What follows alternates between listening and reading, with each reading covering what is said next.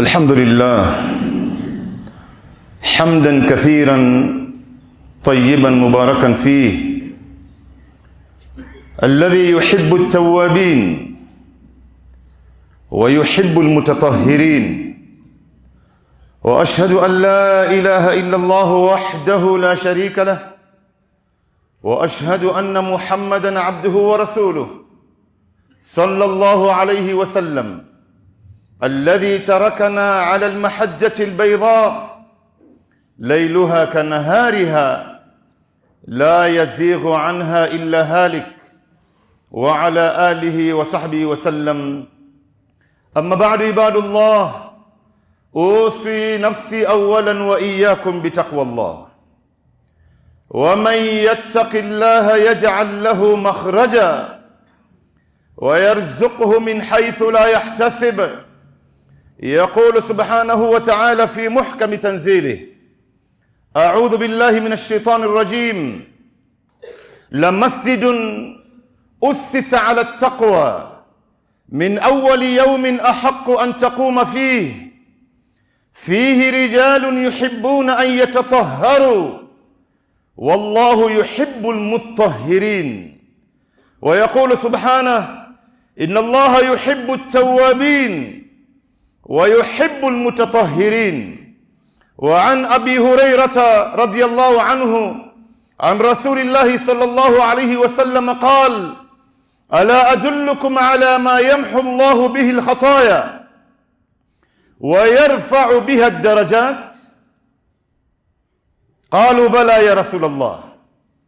قال: إسباغ العضو عن المكاره، وانتظار الصلاة بعد الصلاة، وكثرة الخطى إلى المساجد.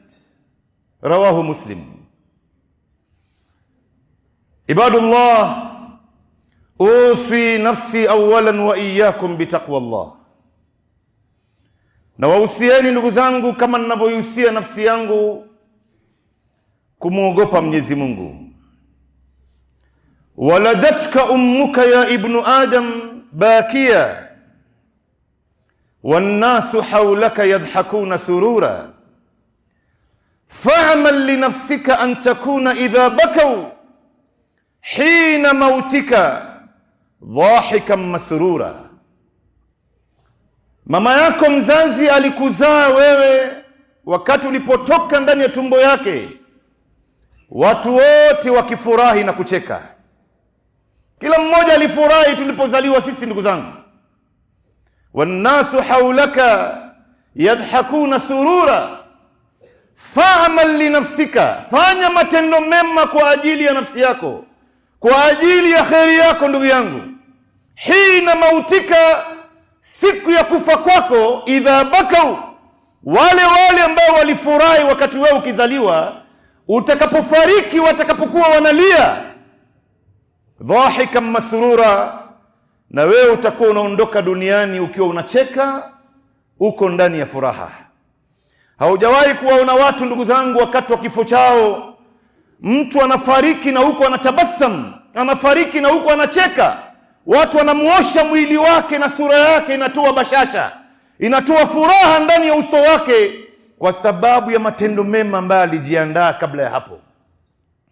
Na leo ndugu zangu, khutba yetu ya leo tutazungumzia matendo ambayo wengi wetu hapa labda tunayapuuza na kuyadharau, na ni katika elimu mojawapo ambayo Muislamu lazima awe naye katika maisha yake. Naye ni fadla ya mtu kuwa na udhu. Muislamu leo kutawadha, ambaye labda wengi wetu tunaiona ni kitu ndogo sana, ni kitu ndogo katika maisha yetu. Ndio unaona wengi wetu sisi hapa hatuhifadhi udhu zetu ndugu zangu. Na ukitaka kujua Waislamu wengi leo hawahifadhi udhu wao, njoo wakati wa swala katika sehemu ya kutawadhia, ndio utajua Waislamu wengi leo imma kutojua, hawajui, au wengine wanapuuza, wanaona hili ni jambo ndogo tu. Lakini ya laiti watu wangelijua fadhila ya udhu ni kitu gani katika maisha yao, basi wallahi hakuna mtu angepuuza kukaa ndani ya udhu. Ndio unaona wema waliotangulia kama Said bin Musayyib katika tarehe, huyu ni katika tabi'in, amepatikana kwamba amewahi katika maisha yake kila siku anasali salati al-isha kwa udhu aloitawadha katika salati al-fajri. Namna walivyokuwa wanachunga udhu zao, kwa namna walivyojua fadhila ya mtu kukaa ndani ya udhu. Tupate kujua ndugu zangu, maji ya udhu ni maji takatifu ambayo inamfutia Muislamu madhambi yake kulingana na hadithi ya Mtume. Ni maji takatifu ambayo leo inakuingiza peponi wewe. Ni maji takatifu ambayo itakupatia nuru siku ya Kiyama. Ndugu zangu, tupate kujua hii udhu ambayo wengi wetu leo hatuna habari nayo. Tunayachukulia ni mambo ambayo yanafaa kufundishwa madrasa, sio kwenye mimbar kama hii. Hizi ni vitu vya kuwafundisha watu wadogo. Kumbe wengi wa watu hapa hawajui namna gani ya kutawadha, wanatawadha sivyo, na wengi leo wanaichezea udhu wao, na wengi wa watu leo wanaidharau hii. Kumbe hawajui thamani yake. Ni kitu ambacho leo inatakana izungumziwe sana misikitini, juu ya mimbar, kila mahali, mpaka watu wapate kujua hii fadhila ya udhu ni kitu gani katika maisha yao. Hii udhu ndugu zangu ni ibada miongoni mwa ibada. Kama vile swala ilivyofaradhishwa na zaka ilivyofaradhishwa ni ibada hiyo. Saumu ya Ramadhani ni ibada, saumu za sunna ni ibada, kusoma Qur'ani ni ibada, kuleta adhkar ni ibada, kuvaa hijabu ya kisheria ni ibada. Basi mtu vile vile kukaa ndani ya udhu ni ibada, na Mwenyezi Mungu Subhanahu wa Ta'ala ameitaja hii katika surati al-Maida. Mwenyezi Mungu anasema, ya ayyuhalladhina amanu idha qumtum ila as-salati faghsilu wujuhakum wa aydiyakum ila al-marafiq wamsahu bi ru'usikum wa arjulakum ila al-ka'bayn ila akhir al-aya. Enyi mlioamini nyie, mtakaposimama kwenda kuswali, osheni nyuso zenu. Hapa Mwenyezi Mungu anaelezea namna udhu inavyotawadhwa. Ikiwa imetajwa ndani ya Qur'ani, sio kitu cha kudharauliwa ndugu zangu. Osheni nyuso zenu na mikono yenu mpaka kwenye makongo mawili ya mikono, kwenye mafundo mawili ya mikono, na mupake maji kichwani, na muoshe miguu yenu mpaka kwenye makongo mawili ya miguu. Na hii udhu ndugu zangu ni ibada na ni usafi. Usafi maanawiyan kwa maana yake, na hisiyan ni usafi ndani kwa ndani. Usafi wenyewe hatuyaoni sisi. Mtume wa sallam katika hadithi ambayo ni sahih anasema kwamba mtu yote ambaye anayetawadha, Mwenyezi Mungu Subhanahu wa Ta'ala anafuta madhambi yake katika mwili wake nzima. Sehemu ambaye maji ya udhu inapita, madhambi yako nayo inadondoshwa. Ukisukutua inatolewa madhambi ndani ya mdomo wako, ukiosha uso inatolewa madhambi kwenye uso wako. Mtume wa sallam anasema hatta takhruj min taht adhafirihi, min taht adfarihi, mpaka chini ya makucha yako Mwenyezi Mungu Subhanahu wa Ta'ala anayadondosha madhambi unapotawadha wewe. Na hii ni usafi ambaye Mtume Muhammad sallam ameitaja kama ilivyokuja katika aya ya Qur'ani. Ndio Mtume sallam alivyoeleza, at-tuhur shatrul iman, usafi ni nusu ya imani. Usafi ambaye inaikusudiwa hapa ndugu zangu, wanazuoni wote wanakubaliana kwamba ni usafi wa udhu. Ni usafi wa mtu kuwa ndani ya udhu, na Mwenyezi Mungu Subhanahu wa Ta'ala anampenda mtu ambaye yuko ndani ya udhu.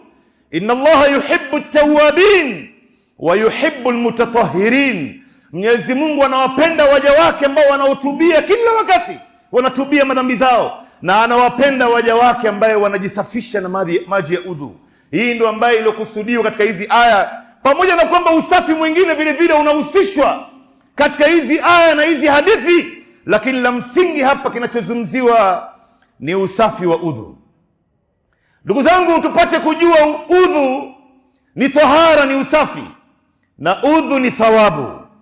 Sasa hivi tumekaa hapa ndani ya udhu, kila mmoja wetu malaika wanamwandikia thawabu kwa sababu ya kukaa ndani ya udhu.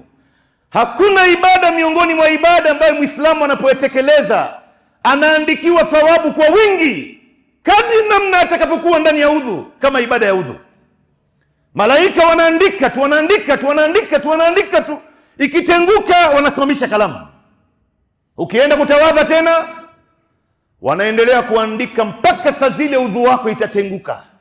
Na Mtume wa sallam anasema mtu yoyote ambaye anayekwenda kulala akiwa ndani ya udhu, Mwenyezi Mungu Subhanahu wa Ta'ala anamtuma malaikatul muwakkal minas samaa. Mwenyezi Mungu anamtuma malaika rasmi kutoka mbinguni. Anakuja anakaa kwenye kitanda chako, anakuombea Mungu mpaka alfajiri. Anamwambia Mwenyezi Mungu, Allahumma ighfir li'abdika fulan fa innahu bata tahira. Mwenyezi Mungu, msamehe mja wako huyu na mtie kwenye baraka zako na kheri zako. Kwa nini? Kwa sababu amelala akiwa ndani ya udhu. Leo malaika ndugu zangu anakaa kwenye kitanda chako, anakuombea Mungu mpaka alfajiri. Na saa nyingine wenda ikawa hii ulopanda kitandani kwenda kulala ndo naumatul maut, ndo usingizi wa mauti yako. Wewe umepanda kitandani huna habari, malakal maut anakungojea kitandani na wewe huna habari. Basi huko ndani ya kheri ndugu zangu. Utachukuliwa roho yako ukiwa ndani ya udhu na malaika wanakuombea Mungu. Hii ni kheri baada ya kheri. Leo utafikiaje ndugu yangu furaha la utaambiwa ulipokuwa umejitupa kitandani, alikuja mama yako mzazi akakufunika na brangeti, akakaa kitandani mama yako akaanza kukuombea dua mpaka alfajiri. Lao utapata habari hizi ndugu zangu, utafurahi kiasi gani? Ni mama yako mzazi huyu, na dua ya mzazi ni mustajaba kwa mtoto wake. Lakini malaika ambaye leo hawamuasi Mwenyezi Mungu, la yaasuna Allah ma amarahum wa yafaluna ma yu'marun, hawamaasi Mwenyezi Mungu na wanafanya kama walivyoamrishwa. Wanakuombea Mungu mpaka alfajiri. Kwa tendo gani? Tendo ya mtu kulala akiwa ndani ya udhu. Tendo ya mtu kulala akiwa ndani ya udhu. Na leo ndugu zangu, ukitaka kujua wewe ni katika waumini wa kweli, angalia, je, wewe ni miongoni mwa watu wanaohifadhi udhu? Mtume wa sallam ametaja katika hadithi ambayo ni refu. Mwisho wa hadithi Mtume anasema, wala yuhafidhu ala alwudhu illa mu'min. Hajahifadhi mtu udhu wake isipokuwa huyu mtu ni mu'min wa kweli. Yani kila ikitenguka hapo hapo anatawadha, ikitenguka hapo hapo anatawadha, mpaka anapokwenda kulala analala akiwa ndani ya udhu wake. Yani wewe leo unalala ukiwa ndani ya udhu, na moja katika sababu ambayo inatengua udhu ya mtu ni mtu kulala. Lakini kwa sababu umelala ukiwa ndani ya udhu, ile usingizi inapokubeba udhu wako inatenguka ndani kwa ndani, na malaika wanaendelea kukuombea Mungu mpaka alfajiri, kwa sababu ulilala ukiwa ndani ya udhu. Leo sisi wengi wetu hapa ndugu zangu tumeyapuuza haya. Wengi wa watu leo hawatawadhi. Mtu anaingia nyumbani kwake bafuni au chooni saa 1 asubuhi, anatoka ndani ya ile choo au ndani ya ile bafu kana kwamba hii nyumba haina maji. Atangoja masaa 6 masaa 7, wakati wa dhuhuri sasa ndo aje atawadhe. Anaacha kitu cha thamani katika maisha yake, na yeye mwenyewe hana habari ndugu zangu. Hana habari. Ndio hapa ndugu zangu, kila mara tuanze kuwafundisha watoto wetu manyumbani wakae ndani ya udhu. Anataka kwenda shuleni atawadhe, na kule shuleni ikitokea udhu wake imetenguka, na we Muislamu uko kazini, hata kama itabidi ununue maji, nunua maji shilingi 50 ndugu zangu, usikae bila udhu. Hii ni kheri, na ni kheri kwako wewe. Leo Suleiman al-Ashqar kwenye kitabu chake kidogo hivi, hichi kitabu kinaitwa Alamul Jinn, niko nacho nyumbani, ulimwengu wa majini, the worlds of the jinn. Suleiman al-Ashqar anasema jini anamuogopa mtu ambaye yuko ndani ya udhu. Unajua kwa nini ndugu zangu? Ni kwa sababu yeye ameumbwa kutokana na moto, na dawa ya moto ni maji. Kila ukijimwagia maji ya udhu unamuumiza yeye, na kila ukikaa ndani ya udhu anaumia, hawezi kukaa hapo. Ndio unamuona mtu yoyote ambaye amesibiwa na jini, au amefanywa sihiri, au amepigwa na jicho mbaya ya ain, au amefanywa hasad, mwambie alazimishe udhu katika maisha yake. Leo wengi wa watu wanasibiwa na mambo haya ndugu zangu, hawafanyi wajibu wao. Wewe leo unataka kusomewa Qur'ani ya ruqya na wewe mwenyewe haufanyi wajibu wako. Wajibu wako maana yake nini ndugu zangu? Maana yake umkaribie Mungu zaidi, ukae ndani ya udhu, usome Qur'ani kila siku, uamke tahajjud, usali swala 5 msikitini kwa wakati wake, utoe sadaka, ulete adhkar za asubuhi na jioni. Hii ndio wajibu wako. Ni mfano wa mtu leo ambaye anaugua maradhi ya sukari. Anakwenda hospitalini, daktari anamfanyia vipimo vyote. Daktari anamwambia wewe umepatikana na sukari type fulani, aina fulani ya sukari. Anamwandikia dawa, anamwambia nenda ukatumia hii dawa, baada ya mwezi urudi hapa tukupime tena. Lakini huyu daktari hamwambii huyu mgonjwa wa sukari, kuanzia sasa usitumie vitu vya sukari, vitakudhuru. Sasa huyu mgonjwa anakwenda anatumia dawa ya kumtibu sukari, na anatumia vitu ambavyo vitaleta madhara katika maisha yake. Anakula tambi, anakula pilau, anakula biriani, anakula halua, anakula kaimati na mengineo haya. Sasa huyu mtu atapona vipi? Manake intakana afanye wajibu wake na yeye vile vile awache zile vyakula vya sukari. Ndio huyu ambaye amesibiwa na majini. Moja katika mambo ambayo itamuokoa huyu bwana ni akae ndani ya udhu. Ule jini hawezi kukaa hapo katika maisha yake ndugu zangu. Hawezi kukaa hapo. Ndio unaona Mtume Muhammad sallam anasema katika faida ya udhu siku ya kiyama.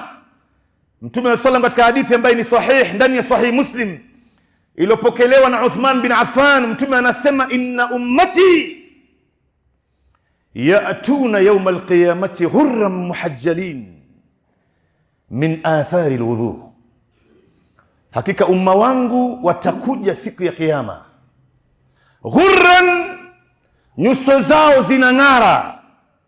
Maana yake ghurran maana yake ni farasi ambaye ana rangi tofauti, lakini kuna weupe katika uso wake. Muhajjalin ni wale farasi ambao wameumbwa na katika miguu yao na mikono yao kuna rangi nyeupe, anapendeza. Maana yake huyu farasi ndio mtu yoyote ambaye siku ya kiyama atakayekuja anang'ara, mikono yake miguu yake inatoa mwangaza, uso wake inatoa nuru, min athari alwudhu, kwa sababu ya athari ya udhu. Na ndo hapa Mtume anawaambia maswahaba, hawa ndo mandugu zangu, hawa watu wangu ambayo hawajawahi kuniona mimi na wameniamini, na nitajua alama zao kutokana na alama za udhu. Ndio Mtume sallam siku moja anawauliza maswahaba ridwanullah alaihim, ala adullukum ala ma yamhu Allahu bihi alkhataya wa yarfa'u bihi aldarajat. Je, niwaambieni jambo ambalo inafuta madhambi kwa wingi na inampandisha Muislamu cheo mbele ya Mungu, inampandisha Muislamu daraja yake hapa duniani na kesho akhera? Wakamwambia bala ya Rasulullah, kwa nini usituambie? Akawaambia isbaghul udhu anil makarih ala al makarih, ni mtu kutawadha inavyotakana kutawadha wakati wa matatizo. Yani kuna dhiki labda ya baridi, kuna dhiki labda mtu anaogopa kushika maji ya baridi, anaona maji labda haimletii raha na huko katawadha tu. Hakuna jambo ambayo leo inafuta madhambi kama hilo ndugu zangu. Wa intidharu as-salah ba'da as-salah, na mtu kungojea sala baada ya sala. Umeshaswali sala moja unangojea sala nyingine.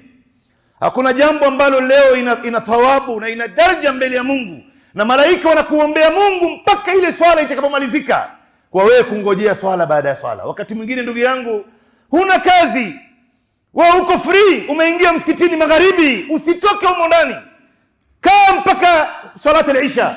Baada al-isha umeshaleta nyiradi zako, umeshaswali swala ya sunna na ukaswali na witri kama hautoamka tahajjud.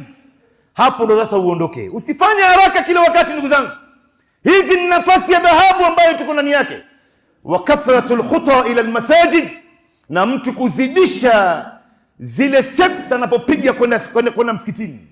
Kila ukipiga wewe step moja unafutiwa dhambi, na step nyingine unapandishwa daraja, na step nyingine unaandikiwa thawabu mpaka unapofika msikitini. Na utakaporudi naye ni hivyo hivyo. Ndio unaona wema waliotangulia walikuwa wakienda salati al-Eid kama Mtume alivyoelekeza, wakipita njia tofauti na ile njia walokwenda naye. Saa ya kurudi unapita njia hii unapokwenda, na saa ya kurudi wanapita njia mbali, ili waweze kufutiwa madhambi yao na waweze kuinuliwa daraja na waweze vile vile kuandikiwa thawabu.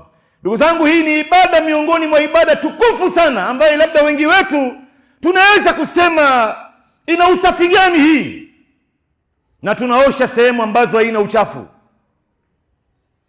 Kwa mtizamo wa akili ya binadamu iliyokuwa finyo, anaweza akasema, jamani, mbona tunaosha sehemu ambazo labda hata haina uchafu?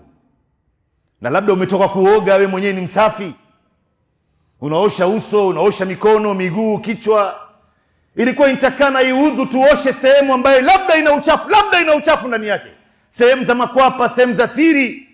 Hizi ndio sehemu ambayo ilikuwa inatakana tuyaoshe sisi. Kumbe usafi ilo naye udhu iko mbali kabisa na ufahamu wa binadamu, iko mbali kabisa na ufahamu wa binadamu. Ndio hapa kila mara, ndugu zangu, tukae ndani ya udhu, tuwahimize watu wetu manyumbani, tuwahimize familia zetu. Wewe leo unatembea barabarani, hii udhu inakukinga wewe na mahasidi, inakukinga na watu wabaya, wewe mwenyewe huna habari ndugu yangu. Inakukinga na vitu vingi sana. Tunatembea huku nje ndugu zangu, tunapita kwenye mitihani nyingi sana. Viumbe wamejaa kila aina, majini, binadamu wenyewe hawana khairi na wenzao. Hii udhu inakukinga wewe ndugu zangu. Jini anakutoroka, sheitani anakutoroka, watu wabaya wanayokutakia maovu, ile udhu inasababisha kukukinga wewe, lakini wewe unayapuuza, unaona kwamba ni mambo ya kawaida tu. Ndio unaona hii udhu ndugu zangu, Mwenyezi Mungu Subhanahu wa Ta'ala alipoitaja ndani ya Qur'an akaanza na enyi mlioamini nyie. Maana yake ni sisi Waislamu, na hawa ni wale ambao wana imani ya kisawasawa, ndio ambao watajua haya mambo ndugu zangu. Wewe ni mtu ambaye unachukulia mambo ni kawaida tu, au huwezi kuyachukulia kwa uzito. Mwenyezi Mungu Subhanahu wa Ta'ala aliposema, ya ayyuhalladhina amanu idha qumtum ila salati faghsilu wujuhakum, ina maana swala yako ambayo unaiswali wewe haitokubaliwa ikiwa udhu haikuwa sawa. Hii swala ambayo ndio ibada iliyokuwa bora kuliko ibada zote, ibada iliyokuwa bora kuliko ibada zote ni swala, inategemea udhu wako, inategemea udhu wako. Usipotawadha sawa sawa, basi hii swala yako itakwenda haba'an manthura. Ndio Mtume sallallahu alayhi wasallam anasema katika hadithi ambayo ni sahih, wailun lil'aqabi minan nar, adhabu kali itawafika wale ambaye visigino vyao haijafika maji, wataadhibiwa na moto wa jahannam. Unajua leo kuna baadhi ya sisi hapa tunakwenda kutawadha haraka haraka tu, sehemu nyingine ya mwili haifiki maji inavyotakana kufikwa, hasatan hii sehemu ya kisigino nyuma ya mguu hapa, chini yake hapo, mara nyingi utaona bado ni kavu, maji haijafika. Mtu anafanya tu hivi hivi, hata hakikishi kwamba maji imepita, apate kujua ndugu yangu, hii udhu wako itakuletea matatizo, itasababisha siku ya kiyama uweze kuadhibiwa kwa sababu ya hilo. Tutahadhari sana. Ndio unaona kuna baadhi ya watu wanapokwenda kutawadha hapa, mtu anaanza kuzungumza mambo ya mpira kwenye udhu, anazungumza mambo ya siasa, analeta mambo ya biashara. Wewe ushawahi kumuona mtu katika biashara yake, eti anafanya biashara, yuko dukani anauza, alafu anazungumza mambo ya mpira, mambo ya siasa, na makastoma wamejaa pale? Huwezi kumuona mtu anafanya hivyo. Lakini katika ibada kama hii ndio unamuona mtu sasa anaanza mazungumzo. Sasa ndio wakati mwingine unamkuta sehemu fulani ya mwili wake imepita na sehemu nyingine ameacha, matokeo yake anakuja kuswali na hii swala anapigwa naye kwenye uso wake na yeye mwenyewe hana habari. Mtume wa sallam aliposema kwamba faghsilu ujuhakum, osheni nyuso zenu. Hii uso, tukiulizana ndugu zangu, ni kitu gani hii? Tutaambiana kwamba uso wa binadamu ni kuanzia kwenye bapa la uso, mwanzo wa nywele hapa mpaka chini ya kidevu. Hii ndio uso, na mwanzo wa sikio mpaka mwanzo wa sikio. Kwa hivyo hii sehemu yote ni uso. Mwenyezi Mungu aliposema osheni nyuso zenu, ni hii sehemu yote ya uso. Kwa hivyo ina maana macho iko ndani ya uso, pua iko ndani ya uso, na mdomo vile vile uko ndani ya uso. Ndio unaona wamekhtalifiana wanazuoni kuhusiana na mtu kusukutua ndani ya udhu na kutia maji puani na kupuliza katika udhu. Kuna baadhi ya wanazuoni wakasema kwamba hii ni sunna tu, sio lazima. Lakini kauli jamhur Na hii ndio kauli ya wanazuoni wengi kwa dalili ndani ya Qur'an na Sunna ya Bwana Mtume. Kusukutua mdomo na kutia maji puani na kupuliza ni miongoni mwa mambo ambayo ni lazima. Usipofanya hivyo utakuwa huna udhu. Kwa dalili ndani ya Qur'ani, Mwenyezi Mungu aliposema osheni nyuso zenu, maana yake mdomo uko ndani ya uso na pua vile vile iko ndani ya uso. Na Mtume sallam katika hadithi ambayo ni sahih ametaja riwaya mbili, anasema idha tawadda ahadukum falyatamadmad, atakapotawadha mmoja wenu basi asikutue mdomo. Hapa Mtume ametoa amri, na Mtume anapotoa amri juu ya jambo, Waislamu wote wanakubaliana kwamba hilo jambo ni wajibu. Utie maji mdomoni, usikutue. Na ikiwezekana ndugu yangu upate kupiga mswaki, na inakuwa ni bora zaidi manake, kwa sababu unakwenda kusimama mbele ya Muumba wako. Mtume sallam anasema laula an ashqa ala ummati la amartuhum bisiwak inda kulli udhu, wa fi riwaya inda kulli salah. Lau kama nisingekuwa na shaka ya udhaifu wa umma wangu, ningewaamrisha wapige mswaki kila wanapokwenda kutawadha, na katika riwaya kila wanapokwenda kuswali wapige mswaki. Na mswaki, dini hii ndugu zangu haikuacha kitu. Ndugu zangu, Mtume ametufundisha mpaka namna gani ya kupiga mswaki. Katika Sahih Muslim imeandikwa mpaka ile sauti ambayo Mtume alikuwa akitoa akipiga mswaki wakati wa alfajiri, imeandikwa hiyo sauti katika Sahih Muslim. Maana yake Mtume akiingiza mswaki kwenye koo yake ndani huko, akiingiza alafu akitoa sauti hii sauti imeandikwa ndani ya Sahih Muslim.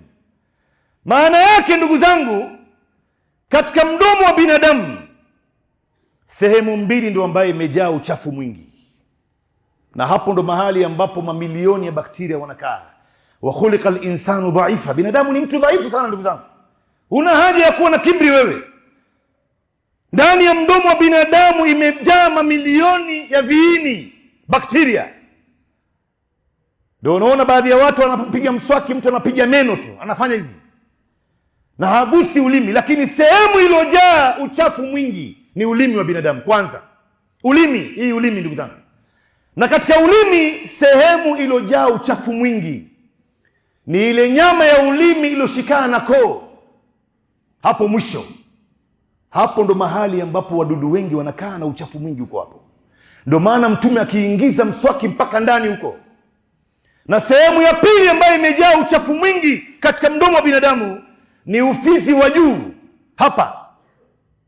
Maana yake uibadilishe mswaki wako, ugeuze juu, upeleke mpaka ndani ya koo kule, utatoa ute mwingi, na siku hiyo mdomo wako utakaa muda mrefu bila kutoa harufu mbaya.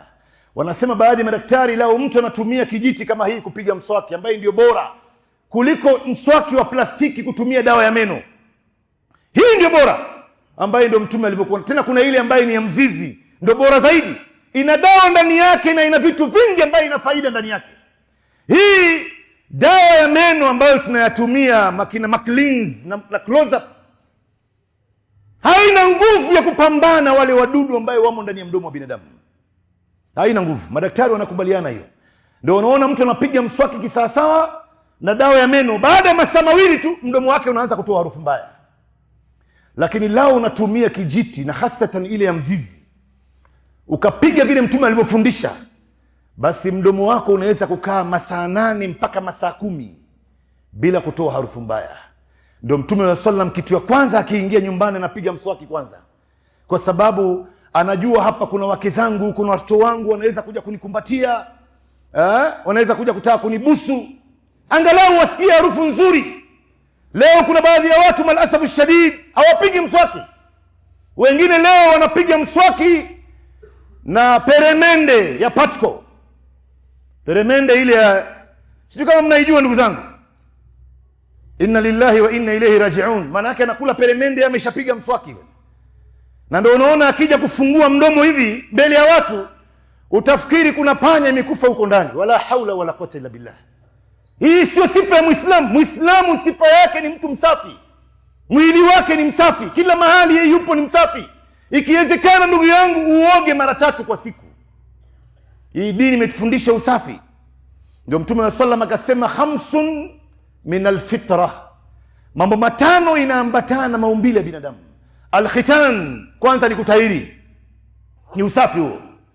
Leo madaktari wamekuja kugundua wale wasotahiri wanahatarisha kupatikana na maradhi ya kansa ya tezi dume, prostate. Wengi wao leo wanapatikana na maradhi haya. Alhamdulillah, sisi Waislamu hatuna matatizo hayo. Sisi sote hapa tumetahiri. Hao ndio sasa hivi wanaanza kuhangaika. Mtu anakaa na uchafu ndani ya mwili wake mpaka anaanza kunuka mbele ya watu. Inna lillahi wa inna ilayhi raji'un. Al-khitan wal istihdad. Mtume sallallahu anatufundisha usafi, anasema na mtu kunyoa nywele sehemu za siri. Tena Mtume katika riwaya nyingine anasema qubulan wa duburan, mbele na nyuma. Si wewe leo unatembea na misitu imejaa mwilini. Kuna baadhi ya watu ndio ambao wanaona hiyo ni sifa mbele yao, mbele ya watu. La, na ikiwezekana, kuna hadithi ya Anas bin Malik anasema Mtume alikuwa anatuamrisha isipite siku 40 mpaka tuyafanye haya mambo. Wal istihdad wa natful ibti. Katika maumbile ya binadamu ni kungoa nywele ya sehemu za makwapa. Wakati wa Mtume ilikuwa hakuna Gillette Blue 2 wala Nasset. Wakitumia, mtu anarowanisha maji kwenye makwapa yake, inakuwa laini ile nywele, anaingoa. Pamoja na dhiki yote na uchungu wote, maswahaba walikuwa wakifanya haya kwa sababu ni amri ya Mtume sallallahu alaihi wasallam. Ni amri ya Mtume. Leo wallahi tumshukuru Mungu, ametuneemesha. Sasa hivi imetoka Blue 5, hata sio Blue 2 tena. Nini ambayo inakufanya wewe leo usiweze kunyoa nywele za makwapa na nywele sehemu za siri? Na Mtume sallallahu alaihi wasallam akasema waqassu sharibi, na mtu kupunguza masharubu yake. Mtume anasema aifu liha wa qussu shawarib, acheni ndevu na mpunguze masharubu. Khalifu lyahuda wan nasara, nendeni kinyume na mayahudi na manasara. Mayahudi na manasara wananyoa ndevu, wanaacha masharubu. Sasa Mtume anasema nyinyi Waislamu endeni kinyume na wao, tuwahalifu. Sasa leo unamkuta Muislamu ambaye anampenda Mtume ananyoa ndevu, anaacha masharubu. Unajifananisha na nani ndugu yangu? Ndevu inampendezesha mtu. Mtu yoyote ambaye anayeweka ndevu anaonekana handsome mbele ya watu, anapendeza. Na yule ambaye anayenyoa ndevu kama karatasi nyeupe, huyu ndio ambaye anatisha mbele ya watu. Unajua kuna baadhi ya watu wanafikiria kunyoa ndevu hii kwamba anapendeza, bado anaonekana ni kijana, kumbe anaonekana mzee. Yule ambaye anayeacha ndevu ndio anaonekana kijana mbele ya watu. Hata leo takwimu inaonyesha wanawake wengi wanawapenda waume zao ambao wameacha ndevu. Hata watoto wadogo wanawapenda wazazi wao wa kiume ambaye ni baba zao, wale ambao wameacha ndevu. Kuna mtoto mmoja katika mitandao amezaliwa akimuona baba yake ana ndevu. Siku moja baba yake amerudi nyumbani ameshanyoa ndevu. Yule mtoto alianza kulia, akasema huyu sio baba yangu huyu.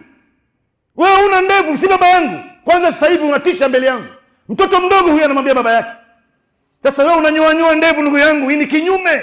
Unamuiga nani? Unawaiga Mayahudi na Manasara. Na Mtume anasema twende khilaf na hao watu. Twende khilaf. Alafu ndio Mtume sallallahu akasema wa taqlimul adhafir, katika usafi wa binadamu na maumbile yake ni kila wakati kukata makucha. Usikae na makucha marefu ndugu zangu. Hii ni tabia mbaya na ni uchafu. Leo ukitaka kujua usafi wa mtu, usiangalie ile mavazi aliyovaa. Amevaa mavazi iliyopigwa kanzu, imepigwa pasi, kanzu safi, ananukia, anatoa harufu nzuri, amepaka mafuta nazi. Hiyo si alama ya kumjua mtu msafi. Inawezekana mtu leo amevaa 3 piece na hajaoga wiki nzima. Wiki nzima ndugu yangu hajaoga. Ukitaka kujua usafi wa mtu, angalia makucha yake. Hii makucha inamtafsiri mtu vibaya sana na inamtafsiri mtu vizuri sana. Kwa sababu mtu atakapoona makucha yako umeifuga kama jini, namna ilivyokuwa ipo na namna ilivyokuwa chafu, mazingira yake ilivyokuwa mbaya, anauliza ndani ya moyo wake tu, jamani, ikishakuwa makucha ya huyu bwana ndio iko hivi, sehemu nyingine ya mwili itakuwaje? Maana yake unajidhalilisha mbele ya watu, wewe unafikiri kwamba ndio ustaarabu. Na kwa wanawake ndio mbaya zaidi. Leo wanawake wanafikiri kuachaacha makucha ndo anajirembesha, anaonekana kwamba ni mrembo, mpaka wengine wanabandika makucha ya alama ya bandia kwenye mikono yao. Sasa hivi wanawake wamefika mahali pabaya ndugu zangu. Ile maumbile ya Mungu anaibadilisha, hawaitaki tena. Anakata nyusi ya Mungu, anabadilisha rangi ya Mwenyezi Mungu, anaunganisha nywele bandia ya maiti. Na mwisho wake mpaka sasa hivi wanawake hawa namna walivyofitinika duniani ndugu zangu, anakwenda anavaa maziwa, anaona matiti yake hii bado inaonekana yeye si mrembo, anafanya plastic surgery, anavishwa matiti bandia ndani ya matiti yake, na wengine katika sehemu ya makalio. Wala haula wala quwwata illa billah. Inawaletea kansa, inawaletea maradhi, wanajitia dhiki, hawana raha maishani. Mungu amekuumba na hizi vitu. Mwenyezi Mungu Subhanahu wa Ta'ala anajua inakupendeza wewe na ni kitu nzuri kwako wewe. Wewe unakwenda unayaharibu yote haya ukifikiri kwamba wewe ndio ambao unayefanya jambo la sawa. Kwa hivyo usafi wa mtu ndugu zangu ni kitu muhimu sana katika maisha ya Muislamu, na kila mara tujitahidi kadri ya uwezo tuanze kuhuisha hizi vitu na nyumba yetu. Sisi leo tunayasikia mawaidha kama haya, alafu mtu anayapuuza tu, anaona ni mambo ya kawaida tu. Hapana, wewe unapokumbusha ndugu yangu, kumbuka na urudi nyuma. Na ndo malengo ya khutba kama hizi, darsa msikitini, mihadhara, kuna halaka ya da'wa, kuna halaka ya ilmu. Watu wanakumbushana mambo ya kheri ili na wao vile vile wapate kujirekebisha, hata wakienda mbele ya Mwenyezi Mungu Subhanahu wa Ta'ala wanakwenda ilhali ya kuwa wao ni watu wasafi. Aqulu qawli hadha fastaghfirullah li wa lakum wa lisa'il muslimina min kulli dhanbin fastaghfiruhu innahu huwal ghafurur rahim wa huwal barrul karim. Innal hamdalillah والعاقبة للمتقين ولا عدوان إلا على الظالمين وأشهد أن لا إله إلا الله وحده لا شريك له وأشهد أن محمدا عبده ورسوله وعلى آله وصحبه وسلم. أما بعد عباد الله، أوصي نفسي أولا وإياكم بتقوى الله. ومن يتق الله يجعل له مخرجا ويرزقه من حيث لا يحتسب. يقول سبحانه وتعالى في محكم تنزيله: أعوذ بالله من الشيطان الرجيم، لمسجد أسس على التقوى من أول يوم أحق أن تقوم فيه رجال يحبون أن يتطهروا والله يحب المطهرين. ويقول سبحانه: إن الله يحب التوابين ويحب المتطهرين. labda nimalizie hadithi moja tu, haya mambo ni mengi, hatuwezi kumaliza kila kitu. Lakini katika hadithi aliyoipokea Umar ibn al-Khattab ambaye imo ndani ya Sahih Muslim, Mtume sallallahu alaihi wasallam anasema: ma minkum min ahadin yatawadda fayuhsinu alwudhu, hakuna mmoja miongoni mwenu atakayetawadha na akaitawadha inavyotakana kutawadhwa. Thumma yaqul, baada ya udhu alipomaliza akatamka maneno yafuatayo. Ndio unaona hapa dua baada ya mtu kutawadha, akasema: ashhadu an la ilaha illa Allah wahdahu la sharika lah wa ashhadu anna Muhammadan abduhu wa rasuluhu. Na kuna riwaya ambayo ina matatizo ndani yake katika hadithi hii tu, ambayo baadhi ya wanazuoni wameikataa na wengine wakaihasinisha, kisha ukasema: Allahumma ja'alni minat tawwabin waj'alni minal mutatahhirin. Ukatamka maneno haya: Mwenyezi Mungu nijalie mimi miongoni mwa watu ambao watakaotubia madhambi yao, wanaotubia madhambi yao, na unijalie mimi ni miongoni mwa watu ambao wanajisafisha kila wakati. Utakaposema maneno haya, Mtume sallallahu alaihi wasallam anasema: illa futihat lahu abwabul jannati thamania, isipokuwa huyu bwana atafunguliwa milango 8 ya pepo. Yadkhulu biha ayyiha sha, atachagua mwenyewe ni katika milango ya pepo haya anataka kuingia katika mlango gani. Ndio unaona ndugu zangu katika umuhimu wa udhu, wewe ili kila mara upate hii fadhila, jitahidi kila wakati ukae ndani ya udhu, kila wakati unatawadha. Hata wakati mwingine ukiwa ndani ya udhu tawadha tena, ni nurun ala nur. Unataka kwenda kulala unayo udhu, tawadha tena, unaongeza nuru juu ya nuru, ili vile vile upate fadhila ya kuisoma hii dua. Na Mwenyezi Mungu Subhanahu wa Ta'ala atakufungulia milango 8 ya pepo.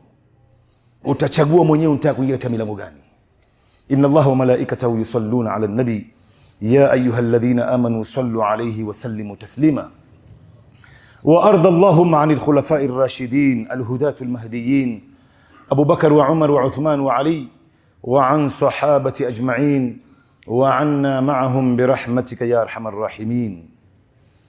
اللهم آت نفوسنا تقواها وزكيها أنت خير من زكاها، أنت وليها ومولاها، فنعم المولى ويا نعم النصير.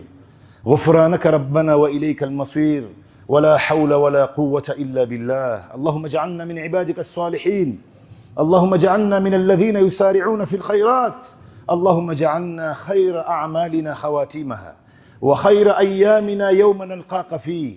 اللهم اجعلنا لك شاكرين ولك ذاكرين، وفي طاعتك راغبين، وعن نيرانك مزحزحين، وإلى جناتك داخلين. اللهم أحينا مسلمين وأمتنا مسلمين وألحقنا بالصالحين. اللهم ثبتنا عند الممات، اللهم ثبتنا عند السؤال، اللهم ثبتنا على الصراط يا ذا الجلال والإكرام، يا ذا الجلال والعزة.